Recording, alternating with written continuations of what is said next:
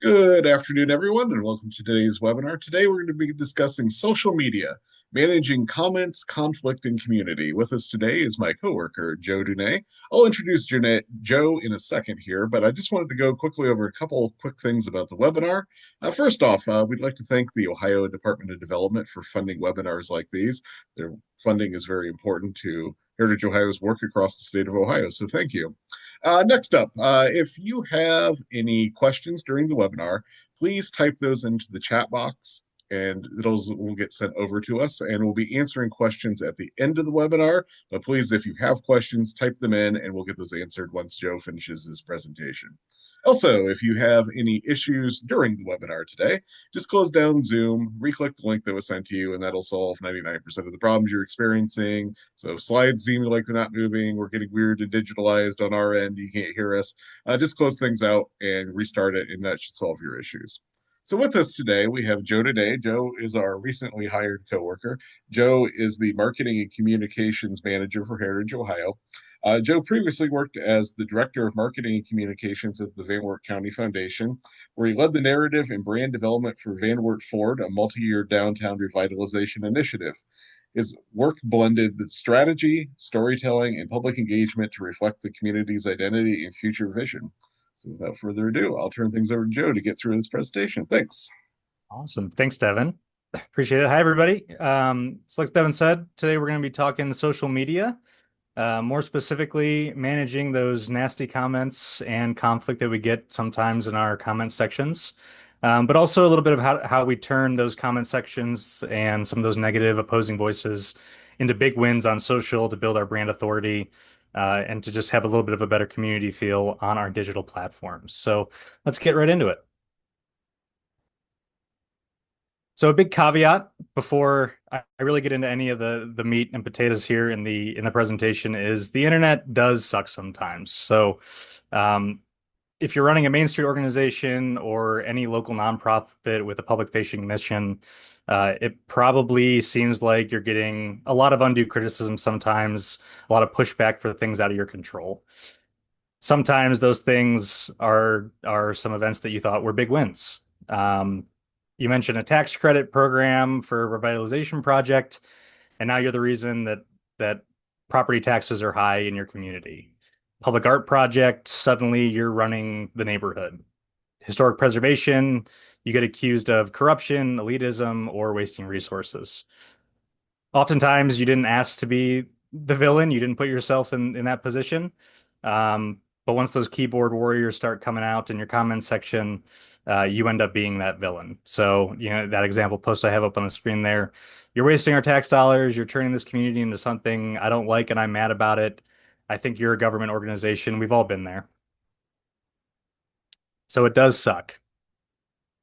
A little bit about what we're going to be going through today. So what I've put together here, the system that I'm proposing for you guys to kind of follow along with, is really a system for managing digital conflict. It's a way to turn that conflict into something productive, and not so much in order to do a PR exercise, but really a system for managing your social listening efforts online. It's a way to convert opposition into community, um, and a long-term strategy for broad brand authority and making sure that your brand and your organization is showing up online the way that you want to, regardless of the noise coming in from any different channel. What it isn't, like I said, not a crisis PR plan. This isn't going to be kind of a guide to make sure that you are always showing up the best way. It's more of a how to react when you do show up and how to show up so those good conflict moments can really be beneficial to you. It's not going to be a guide to deleting comments. In fact, we'll get into a little bit later, but there's a lot of reasons why you don't want to delete comments. It's also not going to be a magic bullet to make everyone like you on social media. In fact, that's probably not even the goal here. We want to encourage a lot of this good conflict. We want to encourage people engaging with us online. So we don't want to negate a lot of that conflict. We want to foster it. So like I said, this is a system. A little bit about this presentation kind of before I get into everything. This whole concept got presented to me through a couple of our Main Street programs, and they were mentioning to a couple of our staff members that they were experiencing some comments that were really negative. They were wondering how to delete their comments. They were wondering when that was an appropriate situation to get into. And it got me thinking about Main Street and local organizations, place-based nonprofits, and how we're showing up online versus other types of industries that show up online. A lot of times today, when you're scrolling through, you get your Instagram reels, you get TikTok if you're on it, Facebook, really any social media platform nowadays. The posts that are really driving a lot of that engagement are posts that are encouraging conflict. They're posts that are have a strong stance on it. They have a strong brand presence, and these brands, these organizations that are posting online that oftentimes aren't place-based. We're seeing this in other industries, and it's working really effectively. Are posts that are having a strong presence when it comes to the ideology and the value system that organization holds. People aren't necessarily afraid nowadays to put out their opinions on things. And those are the type of posts, those are the types of digital engagement aspects that we're seeing that are really providing the most traction when it comes to whether it's a political movement or whether it's a brand trying to sell a shoe. It could be anything along that spectrum. So I've taken that concept of how do you manage a negative social media comment into a system that's really trying to get us to the point where we can create better content, answer some questions, and get people to create a stronger community for our brands. So that system goes a little bit as create, manage, reinforce, and grow. We want to work our way through the system. Most of this presentation is going to be on the management part. We'll get a little bit into the creation and reinforcement.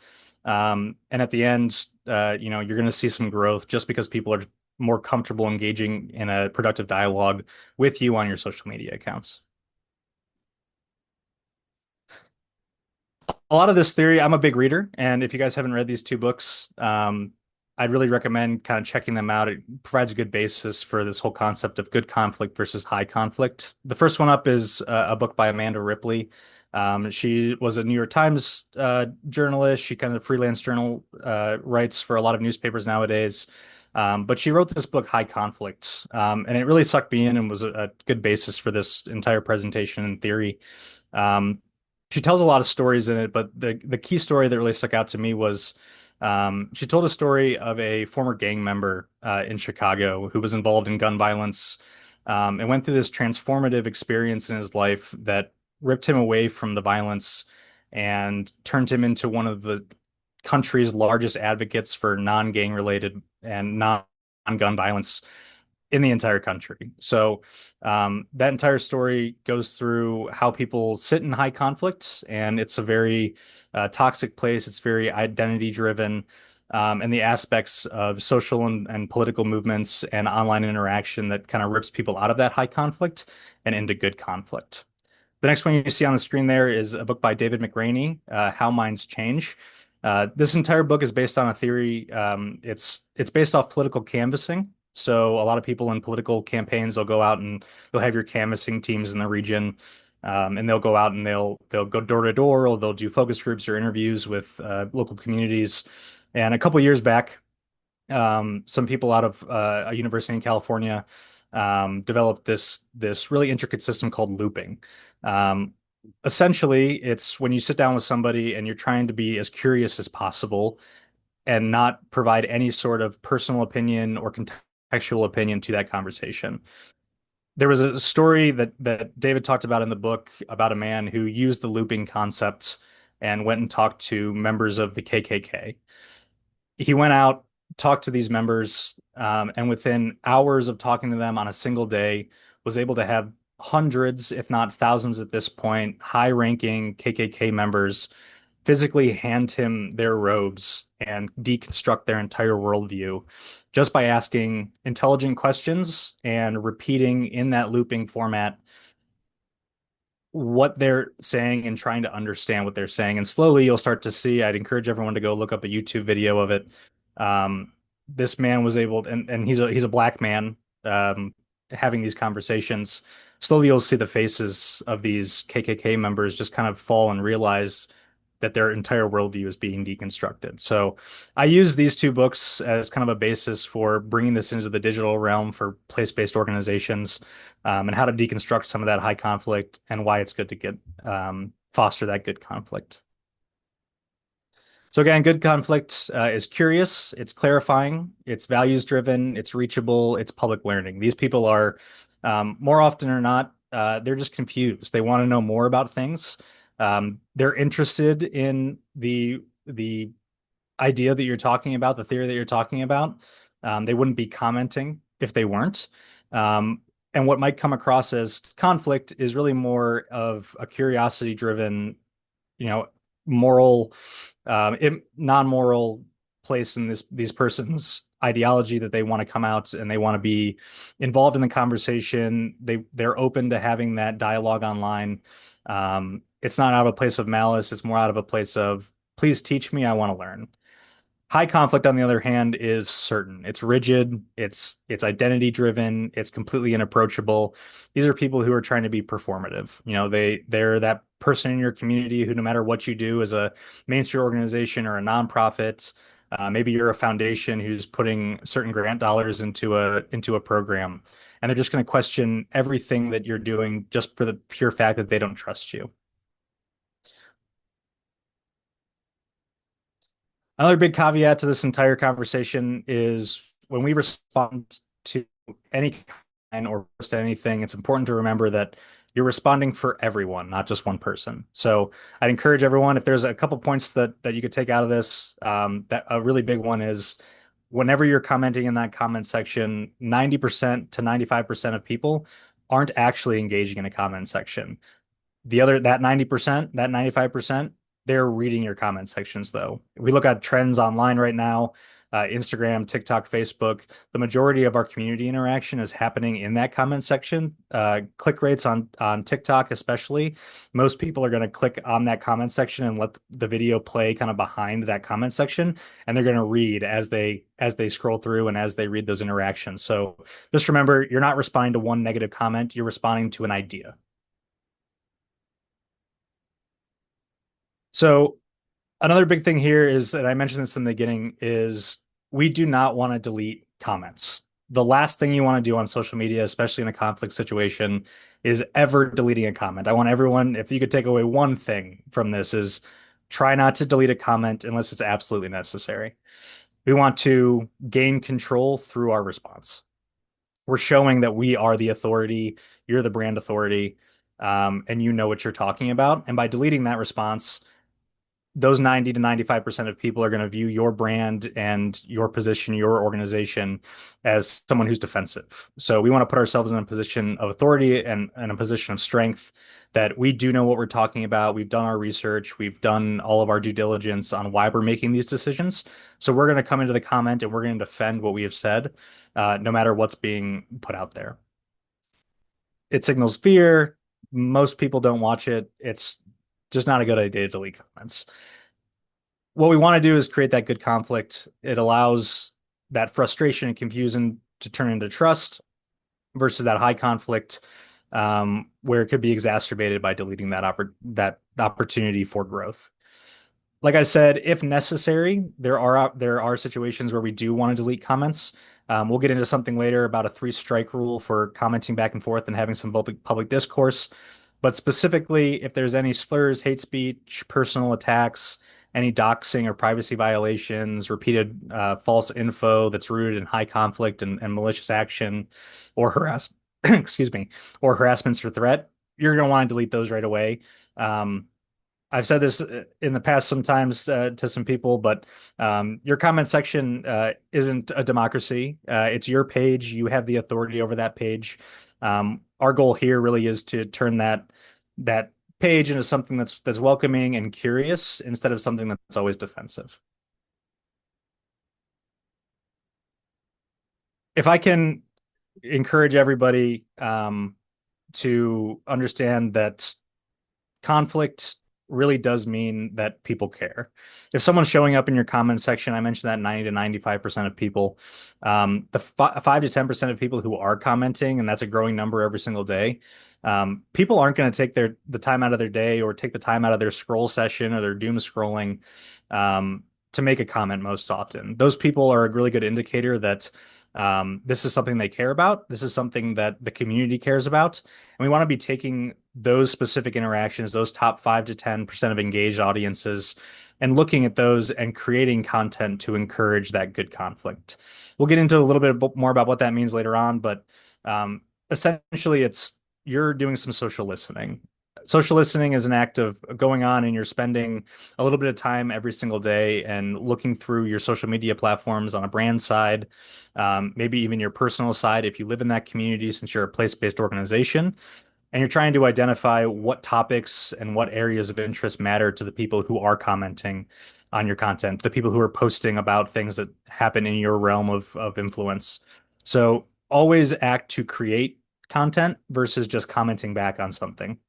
If there's a lot of discourse around something that you put out, maybe you had a post about the flower buckets that a Main Street put out downtown, and you want to highlight those, and you get a nasty comment or some comment that's kind of rooted in good conflict and it's just questioning it, and you get several of them. Maybe it's a good indicator that we should create some more content around why we did that program or initiative or the reasoning behind it or the financial implications of the benefit of having a vibrant downtown than just commenting back and siloing that into a comment section. So on to some of the management part of the system.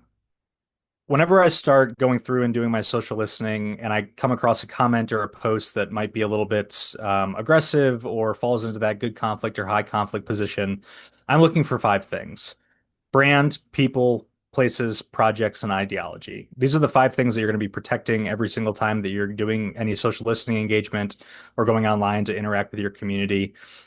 These also happen to be the 5 buckets that I use to create all content for any of the organizations that I advise, and at Heritage Ohio. I split off everything from these 5 buckets. So this is where we're going to start with our system of kind of identifying where we're at in this conflict narrative. So for brand, a lot of people think of brand as, it's your logo, it's your color scheme, it's your messaging, it's all of those things and more. So it's your tone, it's the way you show up online, it's how many it's how many times you interact. If you have um, a reputation of responding back to someone in private DMs on your brand page in less than 24 hours, that influences your brand. It shows that you're showing up, you're present. How many times you comment in a comment section. It's your legitimacy as a brand. How many times you're out there. It's the overall values of your organization. We have some possible hits down there that you could see online. You're fake. They don't follow through. It's things that kind of attack that core brand position. Your people is your staff, your board, your volunteers. But one big one to call out here is your named partners. So when I'm looking online at any of my social media accounts, especially brand accounts, I'm looking for people, not just people that are associated with my brand directly, but I'm also reviewing anybody that I have a partnership with. As a Main Street, it could be any of the businesses downtown, it could be your city partners, it could be some of the other nonprofits in your area, it could be Heritage Ohio. As a foundation, as a city, that list continues to grow. So you want to make sure that those people are also included in your kind of listening skills.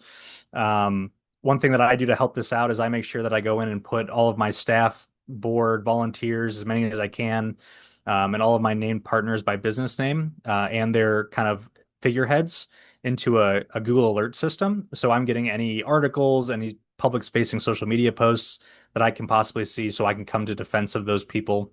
It's a good way to build your brand authority. And also it helps you kind of build some authority on your brand side because you're showing up and you're instilling your ideology and your values into a space that you're tangentially related. So it gets more people to view that and build your community a little bit faster. Next up is places. So these could be your buildings, your streetscapes, your neighborhoods, your parks, your county facilities, really anything that your brand could potentially touch. As main streets, we tend to silo ourselves just on our main street or in our main business corridor. But there are foundations and city organizations and developers who could be touching things throughout your entire city or your region, or maybe even your state. Anything that you have a direct kind of hand into that is place-based, you want to make sure you're defending. If a building is going down on the other side of town, as a Main Street organization, you want to show up and you want to kind of instill those preservation values. It's important that we kind of build those outside of our communities. So people that are looking outside, a lot of people that are engaging in our places that we're kind of located as place-based organizations, uh, the last place that they're going to engage with on a regular basis is that individual place. Oftentimes, our algorithms feed that to us last, and when they want to broaden our horizons, they want to feed you more content. So it's important to start looking outside of that bounds to make sure that we're reinforcing that ideology. Next, we have projects. Any program, initiative, grants, any decisions that you're making. It could be as little as why you decided to have that initial conversation with a Rotary group and you're giving a presentation, or it could be something as large as revitalizing an entire community. Anything in that mix is something that you should be defending. And last up is ideology. So these a little different than brand, but it kind of fits into the mix. It's things that go past your values. It's values like preservation, revitalization, civic pride. These are large topic, theory-based elements that your brand could be associated with. So it doesn't necessarily have to be somebody who is coming to you and saying, "Hey, you did this specific thing in our community. We're upset." It could be someone questioning the value of preservation and economic development in a small town. It could mention nothing of the first four pillars here. But if you see that kind of discourse, it's probably a good idea to enter that conversation just to build some more brand authority. So now we're getting into a little bit more of that management phase. So after I've identified where I'm getting kind of attacked at, what I'm trying to protect, I go into three levels of conflict: opportunity, caution, or red flag.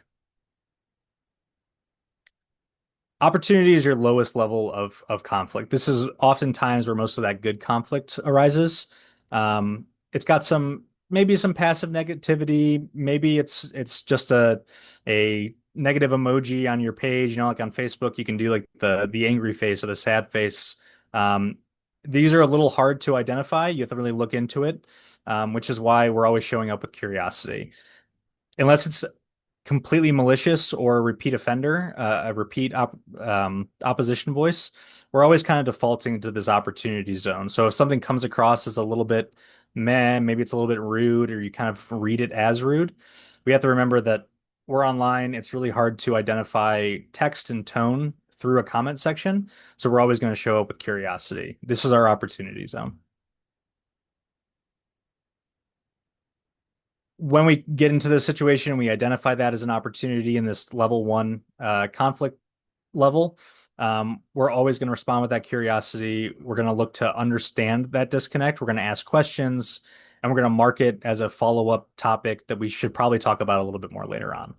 Again, what not to do, taking it personally, taking it personally, assuming bad intent on the poster's behalf, or most importantly, responding overly correctively. So if someone comes in this situation, and is asking a question, why did you choose these flowers for the flower displays? Something super kind of out of the realm of something that you should be upset with.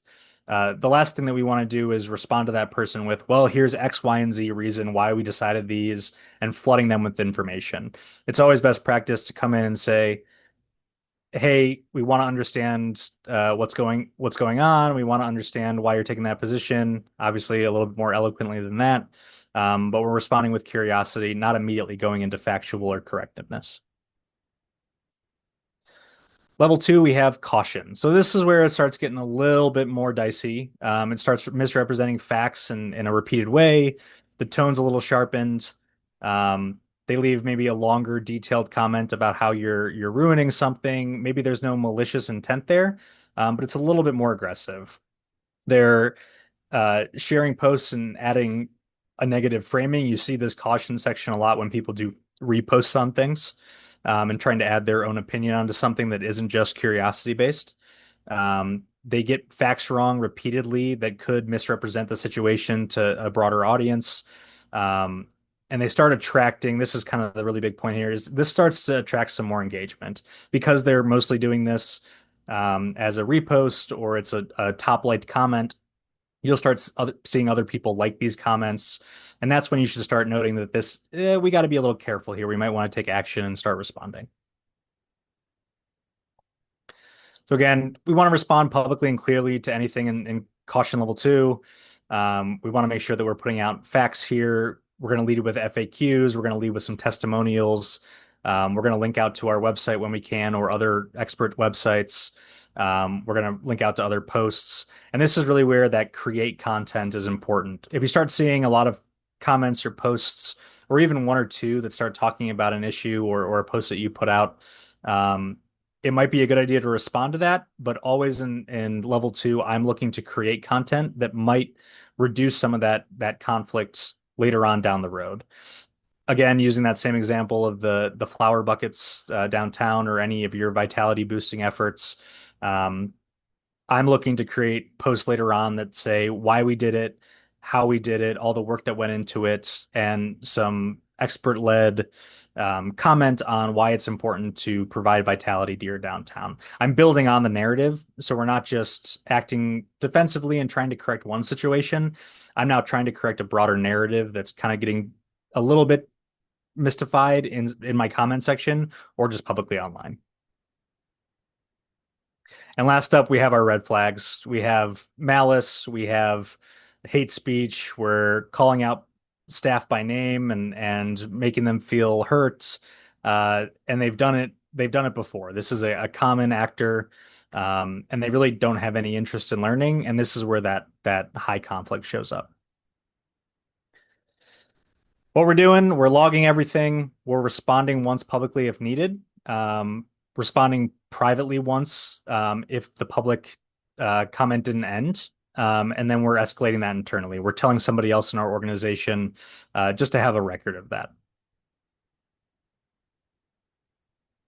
So here's a little bit of a preview into what I track. So I just use an easy little Google Sheet. So I always do name and username, platform, post or thread context, what they said, make sure I'm taking screenshots. I do the escalation level, where I'm getting attacked, strike level, and making sure I denote any action that I've taken.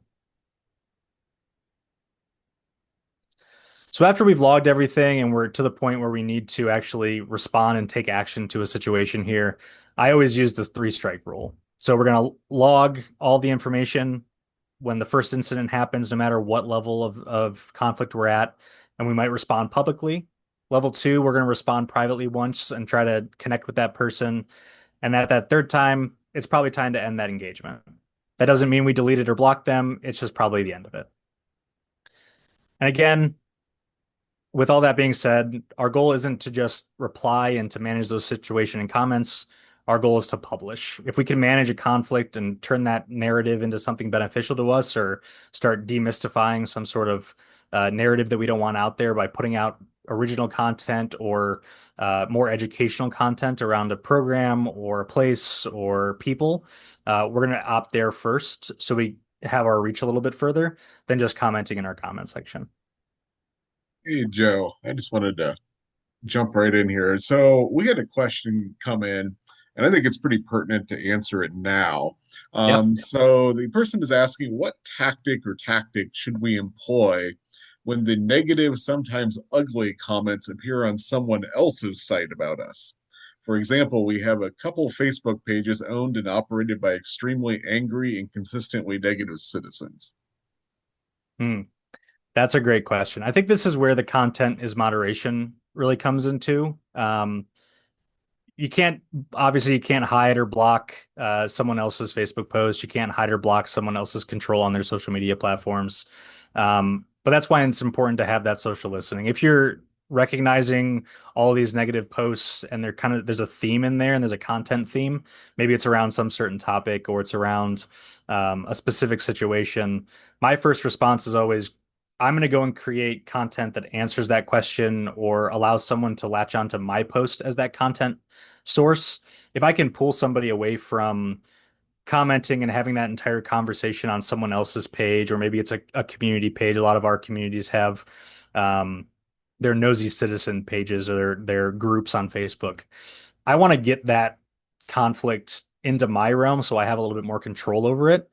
And by doing that, you kind of have to open yourself up to conflict. I want to reiterate all the concerns that are being said over on that other person's platform.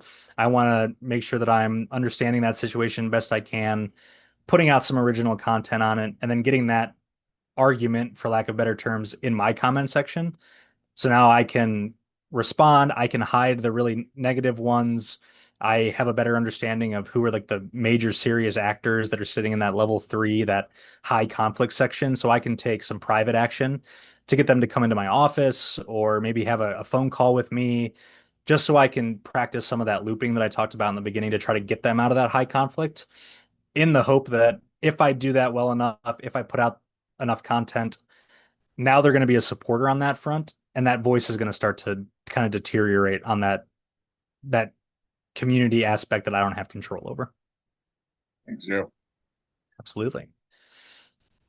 So we've talked a little bit about content there, but content really is your moderation element. Try to stay away from getting into arguments and comment sections.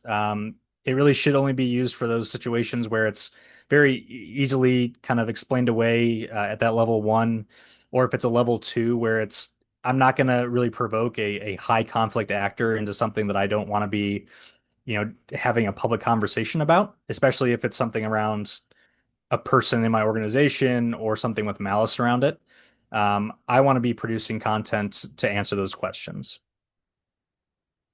For example, this is a little bit of a fictitious situation, but a real post that we put out on Heritage Ohio's page. So if we get, for example, if we get a post that says, why are we wasting money on preserving old buildings in Ohio? There aren't even that many historic places here. This, in my mind, is bordering on level 1 or level 2 conflict, but this person is still showing up with a little bit of curiosity. There's nothing in that post here that are saying this person has a negative feeling towards preservation. They just don't understand the scale and the gravity of the situation. So I'm kind of bordering on between 1 or 2, which indicates to me, as the social media manager, as the leader of our digital presence, that I probably need to put out some content to moderate this situation. And then if it escalates further, then I'll respond to this person, especially something that's receiving some traction with, 100 retweets, 20 likes. It's starting to get a little relevant in my community. So I might respond with, did you know Ohio is home to over 4,200 sites on the National Register of Historic Places? With a post like this, I'm directly answering this person's question and their curiosity driven kind of conflict here, that the reason we're putting money into preserving old buildings in Ohio is because there are a ton of them. Ohio is one of the states with the most places on the National Register. We have an incredible history in Ohio. And in this post later on, we go into some other places on that list and even created a spreadsheet where people can go in and sort by their community to see which, if any, National Register locations are in their immediate vicinity. So oftentimes when I'm going to create this content, I'm thinking, what steps can I take? What content can I put out that gets that person from questioning and not having a good relationship with preservation to realizing that this is a problem that hits close to home? By putting out a post like this and creating that publicly accessible list of National Register places, I'm allowing these people to directly identify in their communities places that are worth saving. More likely than not, they're going to have a memory of that building, even if it's not something that they've directly had an association with personally or their family. They have driven past it. They have, if it's a grant that your foundation is writing, they've probably had a situation where they've heard about it. Someone in the community has brought this situation up in the past, but it hasn't been deep enough to resonate and kind of turn them from high conflict or even that medium tier into a curious place where they want to learn more. And now they're presenting that. So it's our responsibility as content creators and community leaders to answer that question in a creative way. So that's a lot of the kind of initial system. I did want to call out one thing that I heard. We gave this talk in Lorraine last week at one of our revitalization trainings. And there were several people who came up to me and throughout the past couple of weeks have emailed our staff talking about a specific problem with event posts on Facebook. And I think this is a good lesson, kind of even outside of event posts. So what's happening is fake accounts are replying to event posts um, and pretending to be scammers, or they're pretending to be your organization or representative of your organization, trying to sell or resell those tickets to people, whether that's through comments or through private messages, through DMs. Um, what this is doing is undermining audience trust. So if someone's coming in and they're pretending to be a representative of your organization on any front, or they're speaking, pretending to speak for you or your city, your foundation, that is immediately going to erode trust in your community. Now, if someone wants to come to that event, they don't know where they can get a ticket. They don't know if any of the information on your page or one of those false actor pages is true. So this is a situation that we really want to pay attention to. How we're going to respond here. We're going to, and this is why we're doing our social listening on a daily basis. We're going to hide that spam comment immediately, but don't delete it. And there's a different reason why we don't want to delete this. We're going to hide it instead of deleting it because we want to make sure that Facebook has a record of that, or any of our social media platforms has a record of that comment. So when we do report it and block that user, Facebook support team can come in and make sure that that person's account gets deleted. Facebook has this really neat trick where they can do some IP tracking. So if someone is repeatedly going in and creating posts that are getting flagged, and you're keeping that post up on that account but hiding it, Facebook can still see on a back end that IP address, that person is doing this repeatedly and recreating accounts. So my recommendation, don't delete it, just hide it. We're going to block and report that user account. And then we're going to limit commenting to followers or turn off replies completely, especially on event posts. For some reason right now, Facebook and a lot of the social media platforms are really getting kind of lax with their moderating of event posts. Oftentimes that's because social media accounts don't generally like when accounts link out to other platforms. So if you're using Eventbrite, for example, and you link in an event into your Facebook, even though Facebook has a partnership with Eventbrite, that post is automatically going to get deducted down from engagement, and it's also going to get deducted down from their moderation just because that post is linking out to another site. That doesn't mean you shouldn't link out to other sites. It just means you have to kind of keep a special eye on it and make sure it's performing well, and make sure you're not getting any sort of illicit comments or any kind of false actors on there.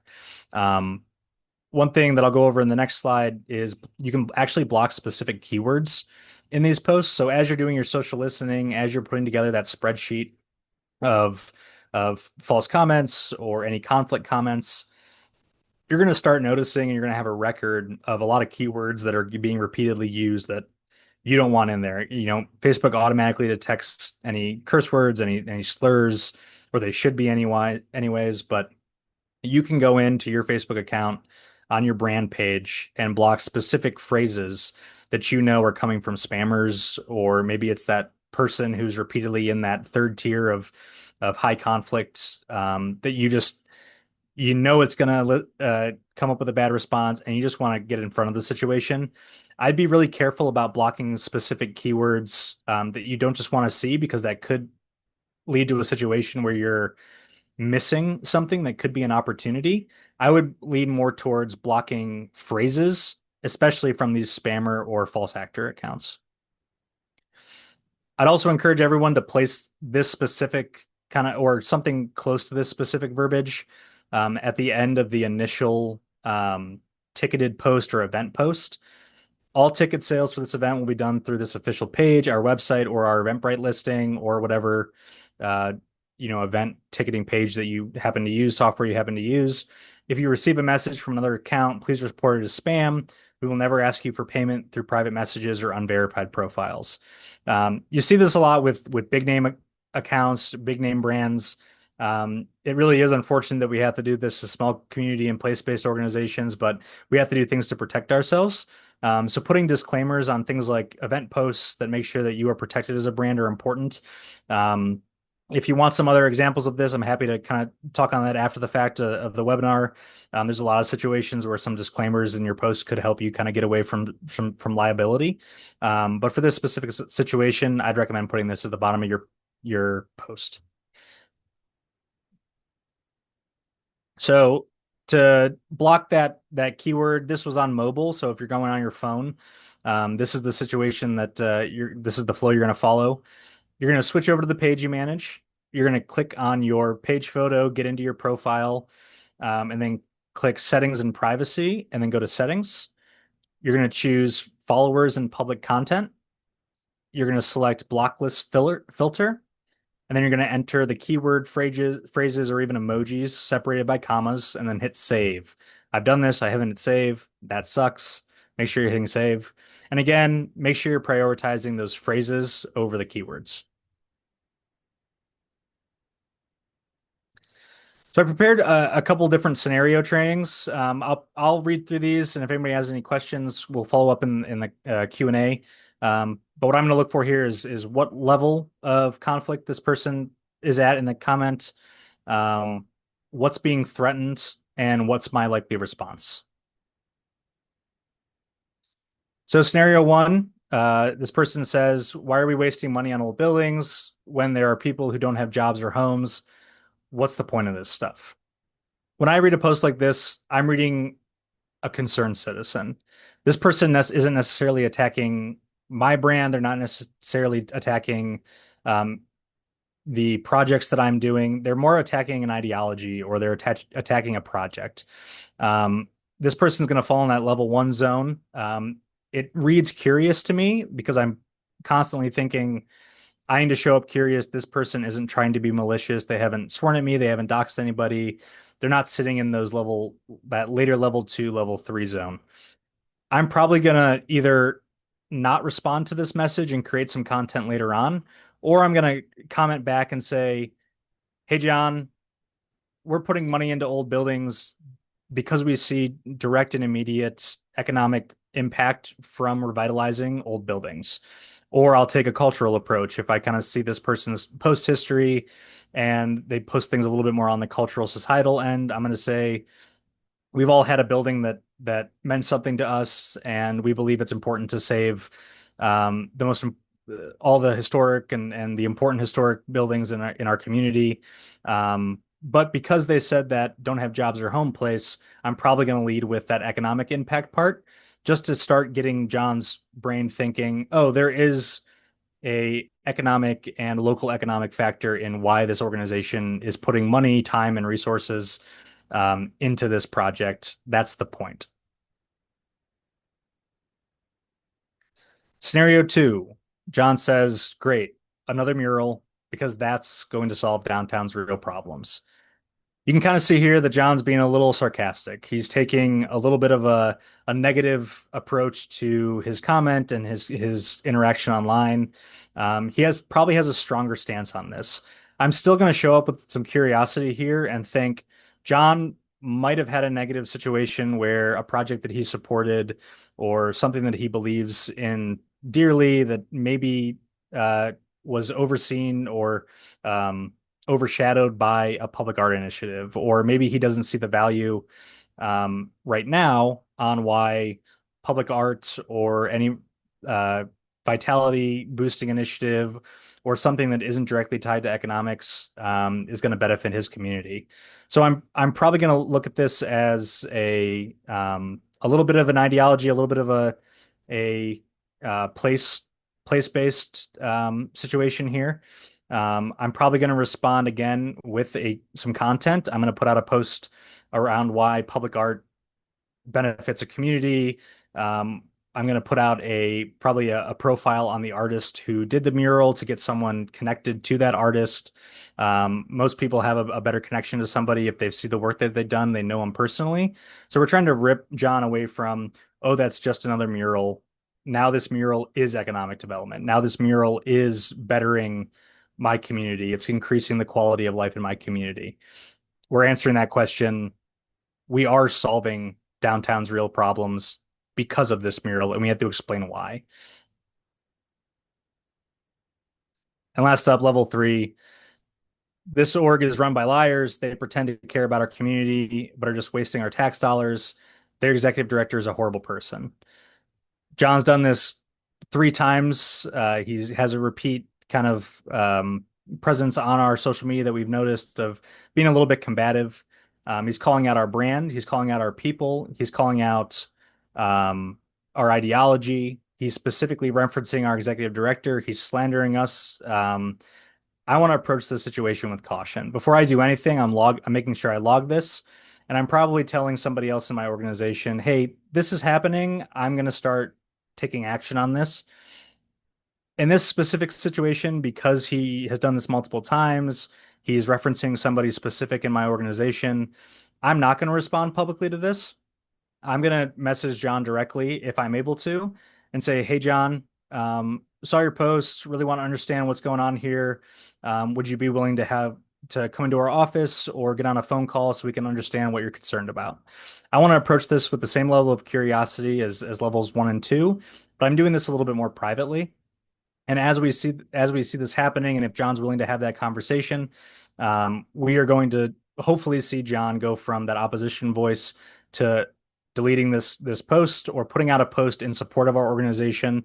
And because we didn't lobby or push to get this post deleted, if we've done our job right and John posts something in support of us, his followers are going to see that he's transitioned from that opposition voice to a supportive voice, giving us a lot more credibility as an organization that we are willing to work with people. We are curious. We are approaching situations like this with empathy and not just defensiveness. And it's going to act a lot more as a brand booster instead of viewing us as someone who's just trying to silence dissenting voices. And that's all I got. Ready for Q&A. Thanks, Joe. If anyone has any questions, please start typing those into the chat box now. First question up is for me. Yes, the webinar will be available. Typically, I send it out about a day after the webinar. So tomorrow afternoon, I'll send out an email with the recording of this webinar so people can see it again. We also post our webinars to our YouTube channel. So typically those go up that evening of the webinar. So if you're really, really, really looking forward to sharing it, you can go to our YouTube channel this evening and it should be up for sharing as well. All right. So Joe, one thing I've been thinking about listening to your presentation is that over the last decade or so, everything has become very, very politicized, even really small things. So, really, when you're looking at responding to somebody who is definitely responding from a political bent, what are some good options for people to do with that? It has gotten a little out of hand, Evan. I can agree. Everything is getting politicized, and that's a lot of reason why we're seeing the shift in engagement online. Everything is getting politicized. So those are the posts that are being prioritized on every single social media platform as kind of the algorithm is seeing people interact with those political posts. Now it's every post has to be political. Every post has to take a stance, which is kind of why I'm encouraging everybody to lead with content. And I think that's a big answer to that question is when you're creating that content, we want to be leaning into that algorithmic kind of benefit there is if we're just kind of being this passive, we're sharing our successes, we're sharing just things that we've done or, simple non-political answers, it's not going to drive opportunities for good conflict. It's not going to drive opportunities for any engagement because the algorithm's just not going to pick it up. So I think the best thing that we can do as place-based organizations is start taking a stronger stance on the values and ideologies that we believe in. So it doesn't necessarily mean you have to shift it towards the political. If there are those political comments coming, which they always are, my first instinct is how do I turn that political comment that is probably in a broader sense into something a little bit more local or a little bit more relevant to my brand position instead of just responding from a political basis. So, for example, if I'm a foundation and I put a grant out that supports Maybe it's building a new YMCA, and someone comes out and they're like, "This should be privately funded. This is politically motivated. The city wants to do this." It could be X, Y, Z, tons of different reasons. Um, that's why we want to respond with, "Here is why we're putting our money where our mouth is." We want to turn that conversation from this broader nationwide or region-wide political framing into something that hits a little bit more home with your brand. So it's, we're owning this situation. We're going to turn this from political to place-based, if that makes sense. Kind of a related question here. So there's that old adage about, sleeping on an email when you're angry. What's a good kind of rule of thumb if somebody really has irked you to kind of wait on responding to them? Yeah, I usually try to give it no more if it's a level two, kind of level three, and we're getting into something that's really divisive and we want to respond to it defensively on instinct. I try to give myself 24 hours, and in that 24 hours, I'm making sure that I'm logging that and I'm instinctively going towards what content can I create off of this. So my first instinct isn't even I need to comment on this situation. I need to respond back to that person. It's, let's get into the thought process of, can I create a fictitious post that I might post off of this situation that kind of calms me down, but also puts me in a mindset of, I'm trying to solve a problem. So it's giving myself that 24 hours, and then at that 24-hour mark, I'm making the determination whether to comment back on that post or ignore it and see what traction comes from the content that I've kind of ideated on originally. That being said, if it is a post that is directly attacking somebody in your organization, or it's, sitting in that level three high conflict zone, um, it looks really good to people if you're online as a brand. People like when brands are present. People like when organizations are monitoring their social media. They kind of have an expectation that people are online 24/7. I don't think we've gotten quite there yet with a lot of our place-based organizations, but it's going to come quick. That's the trend that we're seeing in political conversation. That's the trend that we're seeing in general business and industry. Um, and usually that place-based kind of nonprofit world falls behind there. And I'm even starting to see it now a little bit with the brands that are doing a really good job in our space of putting out some stronger tone messaging. So I want to make sure that I'm responding to those really elevated comments probably within the first 2 hours of that being posted in some fashion. Thanks, Joe. Next question here is, who is the better choice for replying to comments, staff or board? And they're specifically asking about a private Facebook page for downtown merchants, so it's not public facing. Yep. So this is a really big one. Thank you for asking this question. In any and all circumstances, if you can avoid responding from a personal page, that's staff, that's board, volunteers, a representative, always try to respond from your brand page. You can always do a little a sign off if it's in that level one zone and it's not a high conflict situation. You can say the comment and then a little dash and say who's responding, just so someone builds that kind of personal interaction with you. But always try to respond to your brand page. If you're not part of that group on Facebook and you can't respond through your brand page, I'm actually going to recommend that you don't respond personally. I think that's a good way to kind of, I'm going to use a Main Street example, and I know not everybody's a Main Street director or associated with a Main Street here, but um, everybody probably knows you already, that you're associated with Main Street, at least the people who are kind of interacting in your sphere. So there's going to be that subliminal, I know who's responding to this, but visually online, if you're putting yourself in your personal account in that position, it's just going to strengthen that animosity a little bit. So what I recommend in those kind of private spheres online, take a screenshot of it and create content. You don't necessarily have to respond to it directly. Just note who's having that conversation, what account it is. This even goes back to that other question we had about somebody else posting that you don't have control over. Take a screenshot of it, understand who's having that conversation, who's involved in it, and go create content. If that comes into a public sphere, now we have all the information and knowledge to say, okay, I've seen this person on my private page. I know it's a repeated issue that isn't happening publicly, but now it's elevated because I know it's happening previously. I'm going to make sure that I'm creating content every single month around this problem, or I'm going to make sure that I respond in the comments to something that does come out publicly. But I'd really recommend staying away from posting any kind of response to conflict as border staff. Next question here is from Trisha, and I'm sure she has a question here that many people are asking. Do you have some good examples of social media accounts or pages that do very well at responding to any levels 1 through 3 comments? Yeah. I think there's a lot of specifically place-based accounts right now that are doing a good job at their social listening. I'm from Cleveland, so I'm going to be a little biased on the Cleveland realm, but um, the account it's from Cleveland or this is Cleveland.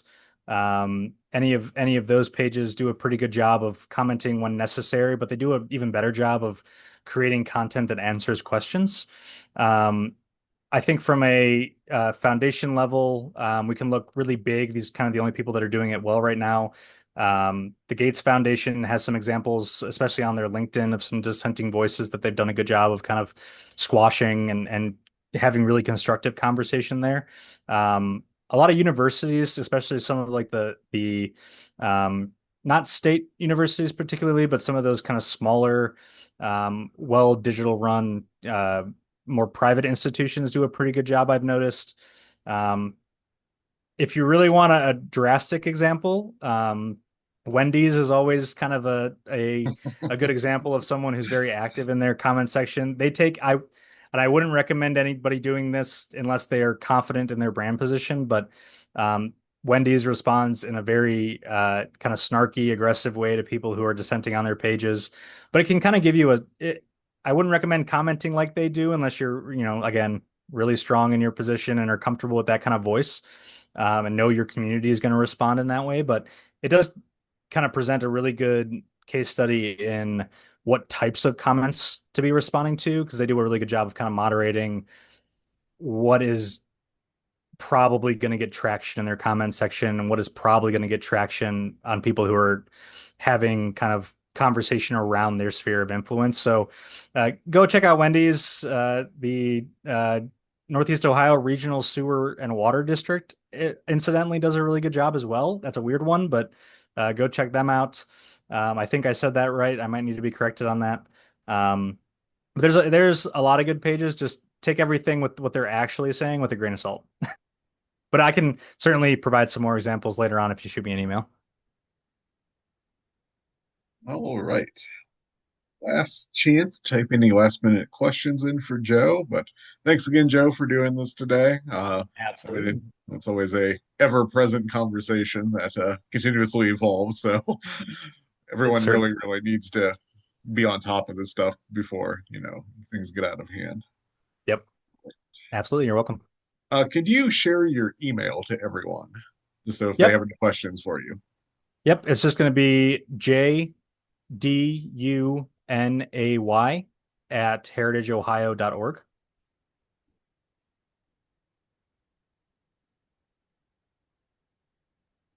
I'm sending that out right now to everyone in the chat, so you have it and you can copy and paste it if you need to.